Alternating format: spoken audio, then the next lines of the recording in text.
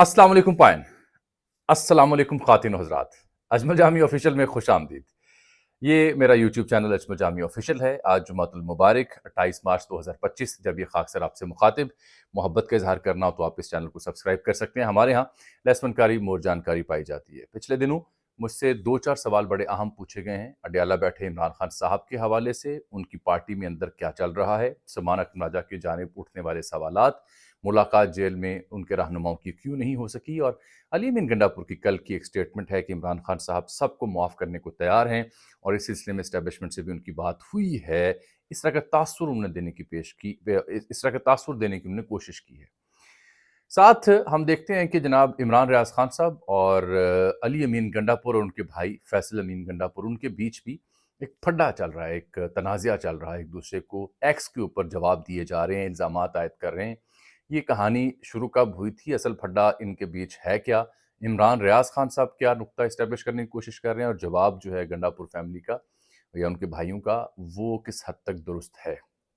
और रमज़ान तकरीबन अब ख़त्म हुआ चाहता है, ईद के दिन आने वाले हैं, तो आगे क्या सड़कें गर्म होंगी, फॉरवर्ड ब्लॉक पीटीआई में को बनने जा रहा है, ये वो सवाल हैं और वो मौज़ूआत हैं जिन पे बात हो रही है।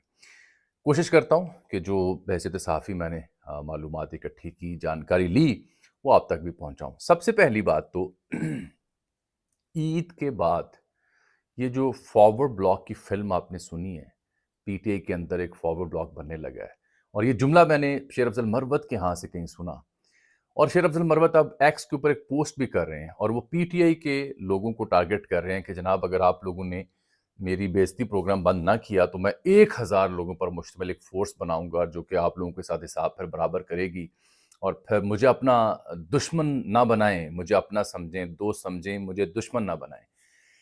ये शेर अफ़ज़ल मरवत किसी हद तक दुरुस्त भी हैं इस मामले में कि ऑब्वियसली वो खान के साथ जुड़े हुए थे, खान की वजह से उन्हें शनाख्त मिली, पीटीआई की वजह से वो जाने गए, और फिर सवाबी जलसे में जैसे उन्होंने दबंग तकरीर की, जैसे लोगों ने उनका इस्तकबाल किया। पीटीआई में ऐसे लोगों को पसंद किया जाता है जो वाइब्रेंट हों, वोकल हों, अवाम का जज़्बात और अवाम की जो जज़्बात की नुमाइंदगी करने वाले हों। जैसे खान साहब तकरीर किया करते थे या दीगर लोग तकरीर किया करते थे। तो वो उन्होंने वो मुकाम, क्योंकि पीटीआई के अंदर वो स्पेस मिसिंग थी। अली अमीन गंडापुर थोड़ा बहुत गर्जा बरसा ज़रूर करते थे, लेकिन बाकी जो दस्तयाब क़यादत है उनके यहाँ वो लबो लहजा नहीं था। तो शेर अफ़ज़ल मरवत, अगर मैं ये कहूँ कि उन्होंने वो स्पेस काफ़ी हद तक फ़िल करने की कोशिश की, इसीलिए वो मकबूल हुए। टिकटॉक हो, ट्विटर हो, फ़ेसबुक हो, टॉक शोज़ हों, हर जगह उन्होंने अन्नी पाई रखी। लेकिन ऑब्वियसली एक पार्टी का एक डिसिप्लिन भी होता है, पार्टी की एक अपनी राय भी होती है, पॉलिसी भी होती है। अगर उससे आप बाला हो जाएँ और आप समझें कि खान के बाद दूसरा बंदा मैं हूँ, तो ये भी किसी पार्टी को वारे नहीं खाता। और शेर अफ़ज़ल मरवत की जो फड्डे हैं पार्टी के साथ, उनकी तारीख बड़ी लंबी है। 1 नहीं, 2 नहीं, 3 नहीं, 4 नहीं, कई मौक़ों पे उन्हें नोटिस भी दिए गए। उनसे कहा गया कि यार पार्टी के अंदर ज़ाब्ते-कायदे में आएँ, आपने अपनी 1.5 इंच की मस्जिद बनाई हुई है। तो जब किसी भी रहनुमा को किसी पार्टी में रहते हुए ये लगे कि वो असल लीडर से के बाद नंबर 2 है, और या फलाँ-फलाँ से ज़्यादा मकबूल हो गया, तो ये मेरा ख़्याल है उसके डिक्लाइन का आगाज़ हो जाता है। कुछ ऐसा ही शेर अफ़ज़ल मरवत के साथ हुआ है, राइटली और रॉन्गली उनके पास अपना दिफ़ा है। मैंने उनका एक इंटरव्यू भी कर रखा है जो आप ईद के 2-3 दिन बाद देखेंगे, इत्तला मैं आपको दे दूँगा।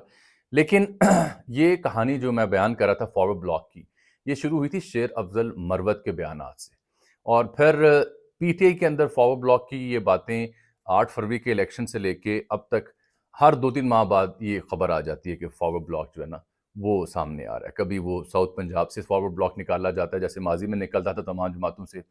कभी वो जो लोग पीटीआई छोड़ चुके हैं उनकी सूरत में, कभी को पीटीआई नज़रियाती की सूरत में, कभी किसी और नाम से। तो पहले तो खबर मैं आपको दे दूँ, फॉरवर्ड ब्लॉक वाली कहानी इस वक़्त पीटीआई के अंदर निश्ता। मुझे इस कहानी में कोई दम नज़र नहीं आ रहा। 5, 10, 8, 10 लोग अगर कहीं बैठ के प्रेस कॉन्फ्रेंस कर देते हैं, तो वो कोई फॉरवर्ड ब्लॉक नहीं है, ना उसकी कोई कहानी होगी। अब आप पूछें उसकी वजूहात क्या हैं? बड़ी सादा-सी वजूहात हैं। या तो लोग प्रेस कॉन्फ्रेंस करके पार्टी छोड़ गए, या लोग गायब हैं, मंज़र पे नहीं है, या वो किसी नई पार्टी में जा चुके, या फिर वो आज़ाद हैसियत में मुंतखब होकर आ चुके हैं। समझ गए मेरी बात को? इसलिए अब वो वक़्त नहीं है, अब इसकी ज़रूरत नहीं है। इसलिए अब कोई फॉरवर्ड ब्लॉक बनेगा तो उसकी हैसियत नहीं होगी। इसलिए कि जो भी लोग पार्टी छोड़कर गए, जिसने भी प्रेस कॉन्फ्रेंस की, पीटीआई की मैं बात कर रहा हूँ, یا جو کسی اور پارٹی میں گیا اس کی حیثیت کیا ہے؟ پرویز خٹک آپ کے سامنے ایک مثال ہے، علی زیدی آپ کے سامنے ایک مثال ہے، عمران اسماعیل آپ کے سامنے ایک مثال ہے، فاروق حبیب کیا نام، کیا شہرت، کیا مقام تھا، آپ کے سامنے ایک مثال ہے۔ کیونکہ یہاں ایک بندہ ہے، اس کا نام عمران خان، اور ایک عوام بڑی تعداد میں ہے، ان دونوں کا رابطہ ہے آپس میں۔ اس بیچ جو بھی میں بار بار اپنے ویلاگز میں کہتا ہوں، لوگ آتے ہیں اپنی فلم چلانے کی کوشش کرتے ہیں، وہ irrelevant ہو جاتے ہیں، بالخصوص وہ جو پارٹی چھوڑنے پر مجبور ہوتے ہیں یا پارٹی چھوڑ جاتے ہیں یا پریس کانفرنس کرتے ہیں۔ تو اگر تو کوئی فارورڈ بلاک کبھی بنا بھی عید کے بعد، تو وہ اپنی موت آپ مر جائے گا، کیونکہ اس کی ایگزسٹنس ناممکن ہو جائے گی۔ استحکام پاکستان پارٹی بنی تھی، اس کا حال کیا ہوا؟ جہانگیر ترین صاحب کو سیاست چھوڑنی پڑی۔ پرویز خٹک صاحب نے ایک پارٹی بنائی، اس کا حال کیا ہوا؟ وہ آپ کے سامنے ہے۔ یہ اور بات ہے کہ ابھی وہ وزارت داخلہ میں قدم انہوں نے جما لی ہیں، اور میری اطلاع یہ ہے کہ مستقبل میں کوئی بڑا عہدہ بھی وہ مانگ رہے ہیں، یا اس کی جانب بھی ان کی سیاست جاری ہے۔ یہ خبر دے رہا ہوں بڑی باریک طریقے سے۔ تو لہٰذا فارورڈ بلاک کی پہلی خبر یہ کہ کہانی نہیں ہے، ایگزسٹ نہیں کرتی، بنا تو اپنی موت آپ مر جائے گا۔ یہ ہیں دو کہانیاں۔ اب علی امین گنڈا پور صاحب جو کہہ رہے ہیں، عمران خان صاحب نے کہا ہے کہ میں سب کو معاف کرنے کو تیار ہوں، اور یہ بات اسٹیبلشمنٹ تک بھی ہم نے پہنچائی ہے۔ تاثر یہ دے رہے ہیں کہ as a face part of some engagement, اس خاکسار کے چھوٹے سے ویلاگ میں جیسے 5-6-10 ہزار لوگ دیکھتے ہیں، یہ فقیر، یہ ناقص، یہ عاجز آپ کے سامنے یہ جانکاری اور معلومات 5-6 دنوں سے دے رہا ہے۔ کیا علی امین صاحب ہوں یا بریسٹر گوہر صاحب ہوں، یہ روابط میں مصروف ہیں، اور میں نے یہ خبر بھی دی، اور میرا کالم جو چھپا ہوا ہے اردو نیوز کے اوپر، جو پرسوں جمعرات کو جو چھپتا ہے ہر جمعرات کو، وہاں میں نے لکھا ہے آن ریکارڈ کہ جو سی بی ایمز کے نام پہ سب سے پہلے تو وہ خارجہ امور کی کمیٹی تحلیل ہوئی تھی، اس کے بعد ایک تلخ ٹویٹ ہوا تھا اس رات جب سپہ سالار کی والدہ محترمہ انتقال کر گئی تھیں، تو ہارڈ اسٹیٹ کے اوپر مبنی پی ٹی آئی آفیشل نے ایک ٹویٹ کیا تھا جو ڈیلیٹ کیا گیا، اور پھر اس سے اگلے دن شام کو تعزیت کے پر مبنی ایک ٹویٹ کیا گیا۔ تو یہ 3-4 اقدامات جو ہیں، یہ اعتماد سازی کی جانب ایک قدم تھا۔ اسی وجہ سے علی امین گنڈا پور نے لمبا عرصہ 4-5-6 دن اسلام آباد میں ڈیرے ڈالے رکھے۔ یہ وہ لوگ ہیں 2-4 جو مسلسل کوشش کرتے ہیں کہ رابطہ ہو، اور میں بحیثیت صحافی بھی، بحیثیت پاکستانی بھی ان کوششوں کا قائل ہوں کہ آپ مسلسل حالت جنگ میں رہ کے، مسلسل احتجاج میں رہ کے، مسلسل استعفے دے کے، یا مسلسل ہٹ درمی کے ساتھ سیاست نہیں کر سکتے۔ سیاست کبھی مذاکرات کا نام ہوتی ہے، کبھی احتجاج کا نام ہوتی ہے، کبھی استعفے دینے کا نام ہوتی ہے، کبھی دباؤ بڑھانے کا نام ہوتی ہے۔ کئی ایک معاملات جب اکٹھے ہوتے ہیں پھر سیاست ہوتی ہے۔ اگر راہ احتجاج سے نہیں نکلتی پھر سیاست سے نکالی جاتی ہے۔ تو یہ بیک گراؤنڈ ہے علی امین کو اسٹیٹمنٹ کا۔ دیکھیے، یہ بات تو بشریٰ بیگم بھی کر چکی تھیں، یہ بات علیمہ بی بی بھی کر چکی تھیں، یہ بات عمران خان صاحب بھی کر چکے تھے کہ وہ سب کو معاف کرنے کو تیار ہیں۔ بات یہ ہے کہ جس فریق کو آپ پیغام پہنچا رہے ہیں، ان کا آگے سے کیا جواب ہے، ان کا آگے سے کیا رد عمل ہے، یہ سب سے بڑا نقطہ ہوگا جو یہ ڈٹرمن کرے گا کہ علی امین کی کوششیں یا عمران خان صاحب کی یہ اسٹیٹمنٹ کیا رنگ لاتی ہے۔ اور دوسرا اس میں نتھی کر لیں وہ اعتماد سازی کی کوششیں جن کا میں نے حوالہ 1-2-3 مثالیں دے کے آپ کو دی ہے۔ یہ عید کے بعد آپ اس کا فیصلہ کر پائیں گے کہ یہ اس کی حقیقت ہے کیا۔ فی الحال یہ ابتدائی بیسک، کیونکہ پچھلے 2-3 ماہ کے اندر جو پارٹی کے ساتھ بیک ڈور روابط تھے وہ منقطع ہو چکے ہوئے تھے۔ یہی وجہ ہے کہ سوشل میڈیا کے اوپر بھی، عمران خان صاحب کی ٹائم لائن کے اوپر بھی تلخی بڑھ رہی تھی، اور تلخی نہ صرف ان کے ہاں تھی بلکہ دیگر فریقین کے ہاں بھی اس سے کہیں زیادہ تلخی پائی جاتی تھی۔ تو وہ جیسے ہی تلخی کو، ٹویٹس کو ڈیلیٹ کر کے تھوڑی ٹون ٹھنڈی کی گئی ہے، تو اب وہ رابطہ کاری ایٹ لیسٹ بحال ہوئی ہے۔ یہ ہے اس کا سٹیٹس۔ فی الحال جو لوگ یہ توقع کرتے ہیں کہ شاید عید کے بعد سڑکیں گرم ہوں گی اور کوئی انقلاب آ جائے گا اور خان صاحب فوراً باہر آ جائیں گے، اس میں بھی تاخیر ہے، کیونکہ یہ ابتدائی نوعیت کے معاملات ہیں جن میں کبھی بھی اعتماد نہیں آ سکا تھا۔ رابطہ کاری ہمیشہ رہی، ٹوٹی جڑی، لیکن اعتماد کا فقدان ہے۔ اس وقت کی جو اسٹیبلشمنٹ ہے، اس وقت کی جو تحریک انصاف ہے، اس کے بیچ سب سے بڑا مسئلہ اعتماد کا ہے، اور وجہ یہ ہے کہ اعتماد ان لوگوں پہ ہوتا تھا جن سے شناسائیاں ہوا کرتی تھیں۔ تو ایسے تمام لوگ، چاہے شاہ محمود قریشی ہوں، فواد چودھری ہوں، یا سیزن پولیٹیشن ہوں، وہ منظر پہ ہیں نہیں ہیں۔ جن لوگوں کے پاس پارٹی کا نظام ابھی ہے، وہ یا وکیل ہیں یا غیر سیاسی لوگ ہیں، ان کی اس طرح سے نہ سیاستدانوں سے رابطے ہیں، نہ اسٹیبلشمنٹ سے رابطے ہیں، نہ خان صاحب تک ملاقاتیں ہو سکتی ہیں۔ بیرسٹر جو سلمان اکرم راجہ ہیں، انڈرٹیکنگ کے باوجود وہ ملاقات نہیں کروا سکے اڈیالہ میں ان 6 لوگوں کی جن کی فہرست انہوں نے خود مرتب کی تھی۔ تو یہ اس وجہ سے وہ خود بھی انڈر کوسچن ہیں۔ ان کی جو لائلٹیز ہیں یا ان کی جو پرفارمنس ہے اس کے اوپر فواد چودھری ہوں، فیصل فرید چودھری ہوں، بیسٹ علی ظفر ہوں، وہ سوال اٹھاتے ہیں. اور فیصل چودھری نے تو کمال ہی کر دیا. کل ہماری دوست ہیں لینا شگری، کولیگ ہیں، بڑی قابل احترام. ان کے پروگرام میں جا کر انہوں نے کہا کہ جناب اگر آپ میرے رہنما سے ملاقات نہیں مجھے کروائیں گے تو میرے پاس کیا بیان نہیں ہونا ہے. چھنکنا بیان نہیں ہونا ہے. چھنکنا بچوں والا نہیں ہوتا، چھنکنا جو ہوتا ہے پلاسٹک کا، وہ لے کے وہ شو میں چلے گی اور چھنکنا انہوں نے بچا کے دکھایا کہ یہ میرا بیانی ہے. کیا کروں جب ملاقات نہیں ہو پائے گی. یہ ہے دوسرا مدعا.